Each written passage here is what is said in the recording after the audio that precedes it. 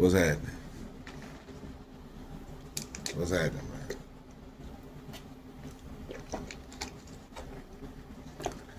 man? I just got through watching the James Baldwin and Nikki Giovanni conversation from 1971. It prompted me to make this video because as I'm watching it, I'm thinking, when was the last time our conversation about black men and black women was allowed to be that simple? We've spent generations loving each other, frustrating each other, building families together, misunderstanding each other, leaving each other, finding our way back to each other, and trying to explain what we need from one another. Long before Twitter, long before TikTok, long before somebody realized you could put two microphones in the room and call it a podcast and solve black relationships by episode 436. Now, in 1971, James Baldwin sat across from a 28-year-old Nikki Giovanni and wrestled with many of these same questions: black men, black women, survival, responsibility, love, and what happens when the pressures of the outside world follow us home. Nikki Giovanni challenged Baldwin with something very intimate. She challenged him with this: why could a black man go into the world, control his anger, and wear the smile necessary to survive, and then come home and give the woman who loved him the frustration he'd been holding all day? Why does the world get your smile while love gets what's left of you? Right? And in my mind, I could easily flip that question around as well. Why does the world get the better half of us as black men and black women, right? But when we get home, we give each other the worst, the frustrations, right? We go out and show, we put a mask on and we put a face on. You know, it's the whole challenge, right? Now, that conversation happened more than 50 years ago, and somehow listening to parts of it today doesn't always feel like history. Like, it felt like it's excuse me, that conversation is still very much relevant, and it makes me wonder, maybe the remarkable thing isn't that black men and black women are still having a conversation. I mean, maybe it's that after all these years, we still haven't figured out how to finish that conversation, right? So it's the same conversation, a different generation. Every generation seems to inherit its own version. Who provides? Who protects? Who submits? Who nurtures? Who changed? Who stopped doing their part? Who hurt who first? Who needs more? And beneath all those questions is one that doesn't sound nearly as impressive on a debate panel. Can I be safe with you? That's the part I hear when I revisit Baldwin and Giovanni. They wasn't simply debating gender. It wasn't a gender war, right? Everything right now is a gender war. It's very low-hanging fruit. It's weird. It's weird as fuck, you know? Almost as if, as if somebody is doing their damnedest to keep black families from flourishing and growing, and for us to be having real conversations, and it's only the worst parts of ourselves that get put out there. But that's a different conversation for a different day. This excuse me, Baldwin and Giovanni wasn't It it wasn't a gender war conversation. They were trying to describe what the world demanded from each of them, and how those demands follow black people into their most intimate relationships. Now, Giovanni was already challenging changing expectations surrounding black manhood and black womanhood in her generation. Mind you, she was 28 at this time. This is 1971. Baldwin offered another possibility that suffering could become a bridge between people when we recognize something of ourselves inside somebody else's pain. And I think the bridge is what's important, because disagreement isn't new. But once upon a time, disagreement often required you to remain in the room. You had to hear the person's voice change. You had to watch their face. You had to realize that the clever thing you just said actually hurt somebody. Baldwin couldn't mute Giovanni. Giovanni couldn't quote tweet Baldwin, right? It was right there, right in front of him. I'm gonna say that shit again one more time, because I think that deserves its own part as well. Disagreement isn't new. You know, believe it or not, it used to be a time, boys and girls. It used to be a time, boys and girls, where disagreement often required you to remain in the room. You had to hear the person's voice change. You had to watch their face. You had to realize that the clever thing you just said actually hurt somebody. And Baldwin and Giovanni didn't have these tools necessary for social, mental, physical, spiritual distractions. They couldn't quote tweet each other. There wasn't no podcast crowd with a bunch of different opinions. It's just two grown up human beings in a room having an adult conversation. Excuse me. Right? Baldwin couldn't mute Giovanni, and Giovanni couldn't quote tweet Baldwin. They had to stay there. They had to wrestle with the discomfort long enough to possibly understand something. But today, that conversation doesn't necessarily happen across the table. It happens across the timeline. Right? So, pain got an algorithm over time. Social media didn't invent the wounds between black men and black women. Right? I've done a lot of videos with the algorithm and systems and all type of shit. I've just dived right into it. It's still so much to learn, right? But social media didn't invent the wound between black men and black women.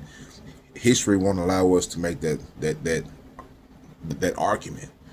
But social media changed the environment surrounding those wounds. Social media industrialized the argument. Now, the heartbreak has analytics. The anger has engagement. The resentment has an audience. Somebody can experience the worst relationship of their life on Monday and have a content niche by Friday. And eventually the story stops being, this person hurt me, and it becomes, this is what these people are like. A black man gets hurt by a black woman. See, black women, got them videos like that. A black woman get hurt by a black man. See, black men, this is what shit gets. Shit's just. Then thousands of people arrive carrying the evidence from their own lives. And now we're not talking about two people anymore. We're building cases against millions. And here's the uncomfortable part. The algorithm doesn't need to hate black men. It doesn't need to hate black women. It only needs one thing. The algorithm doesn't need to hate black men or black women. It only needs to learn one thing, to know one thing. You stay on the app longer when you're angry at each other. And that's it. It's the same thread line between all this shit. Drama keeps the shit going. If you want some real emotion, you better have some drama in your life, man. It don't matter where you look, the internet is ran by bullshit. The longer you stay on the app with that anger, the more they get paid. And that's enough. That's enough because let me give me a swig real quick.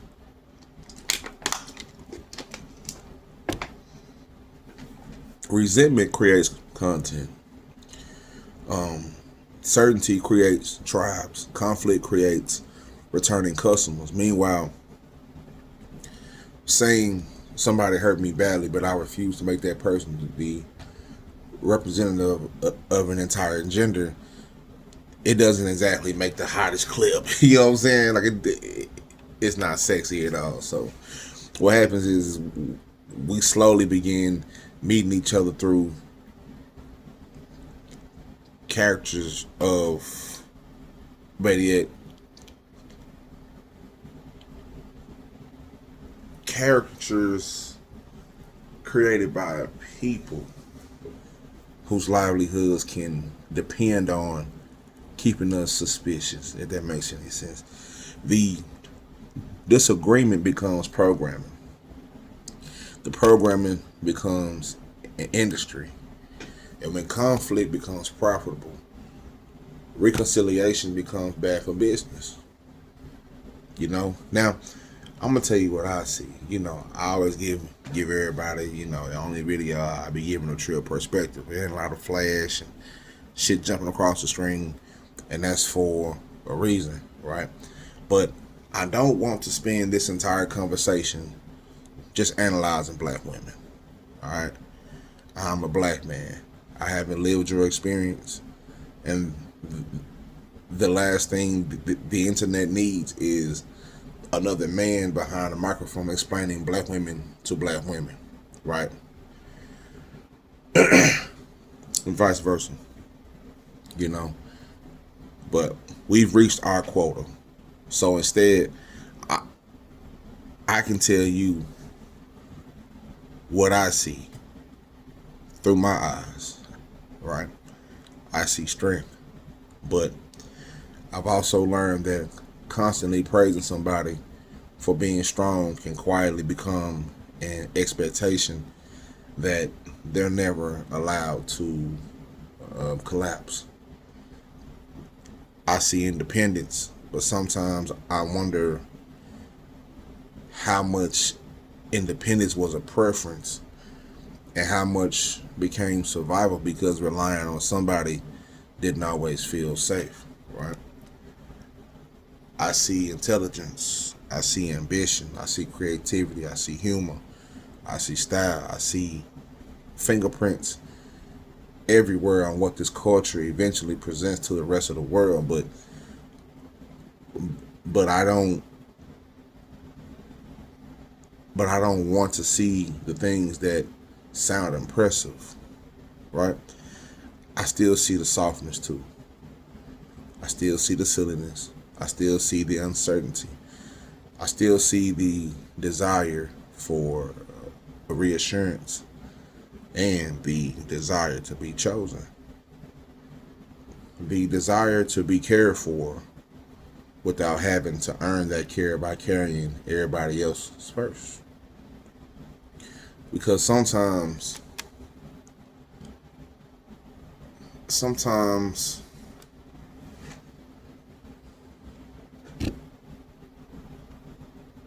how can I put this?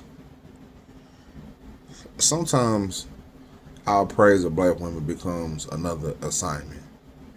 We praise you for holding families together, holding communities together, holding careers together, holding children, holding relationships, holding everybody else's emotional weight, and eventually the compliment becomes, look how much you can carry, right? But if if the only version of a black woman that we know how to celebrate is the one surviving impossible circumstances, then we're still only seeing the strength. And strength isn't the entirety of anybody's humanity. Sometimes you don't have to say anything. You don't have to prove anything. You don't have to carry anything. Sometimes I just see you.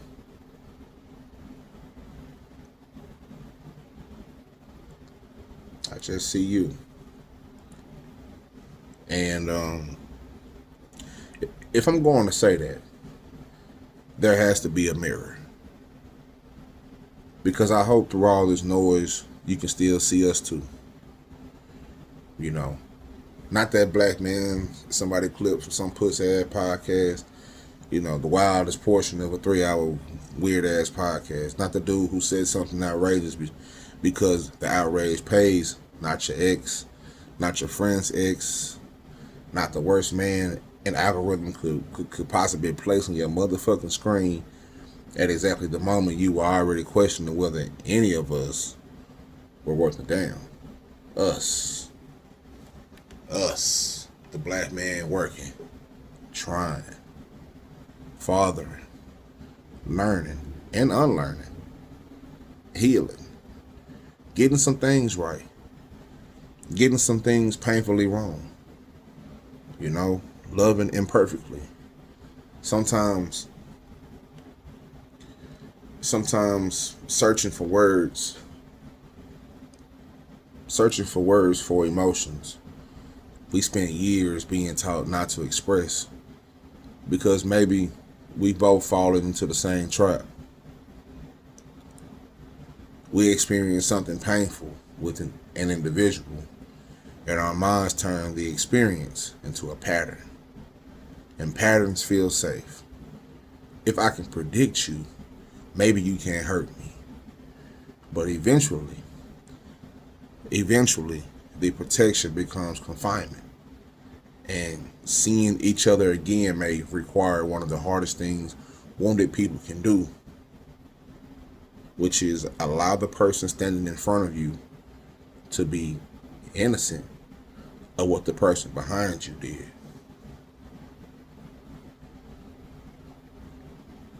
Allow the person standing in front of you to be innocent of what the person behind you did. Social media didn't create the womb. It just didn't.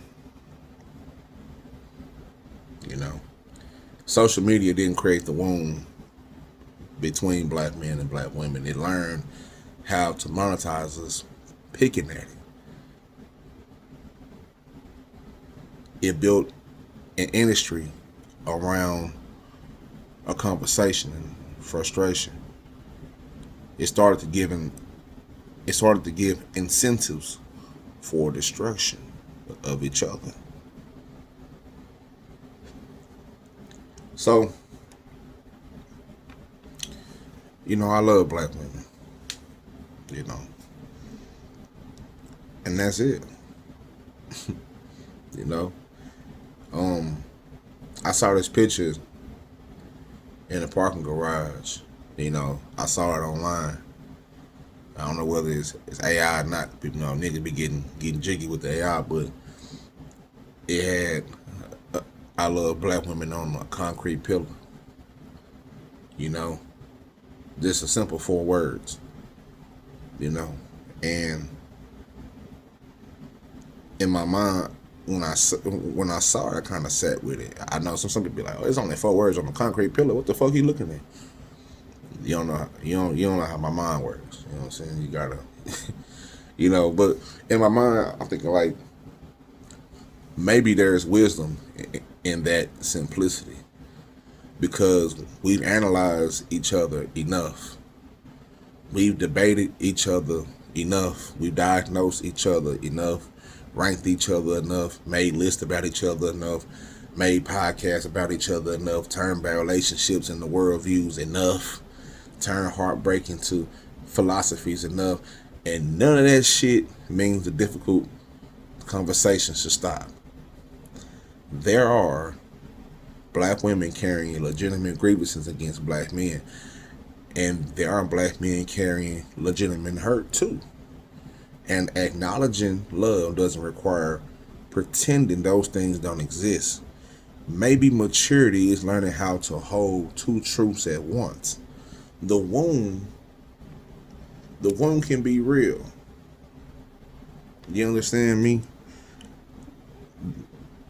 The wound can be real. Some of us got wounds that we had since childhood or years ago. I got a motherfucking some shit on my arm that I guess, you know what I'm saying, from playing football in high school. I'm 36 years old. I ain't been in high school in 18 motherfucking years. But some of us got wounds. Mental wounds, spiritual wounds, physical wounds, emotional wounds. You know? But the wound can be real without allowing the wound to become the entire relationship. So I'm not asking black women to forgive anybody. I'm not telling you what to accept. I'm not telling you how to love. And I'm certainly not pretending black men have always gotten this thing right. You know? But I'm saying something much simpler. To the black women who raised us, the ones who challenged us, the ones who loved us, the ones who had to leave us, the ones creating, the ones rebuilding, the ones tired of hearing how strong they are, the ones somewhere laughing loud as hell right now, the ones who still becoming whoever they're going to be, and especially the ones who refuse to fit anybody's definition of what a black woman is supposed to look like. I see you. Trill Pill sees you. I don't see you as a demographic, not as an archetype, not as somebody's argument, not as somebody's content. You know, not because of how much you can carry, not because of what you can provide. I just see you, black woman. And after more than 50 years of having different versions of the same conversation, after the debates, the think pieces, the timelines, the podcasts, the algorithms, maybe whoever picked up that marker, they understood something that we spent generations, you know, making complicated. You know, I love black women. There's no thesis required on that, no argument necessary. Sometimes, love doesn't need a debate. Culture is culture is the entry point. Humanity is the subject. The reflection is the medium. The prescription is the conversation. Monumental to be monumental. Stay trill and heal, and most of all, stay mentally trill. I'm gone.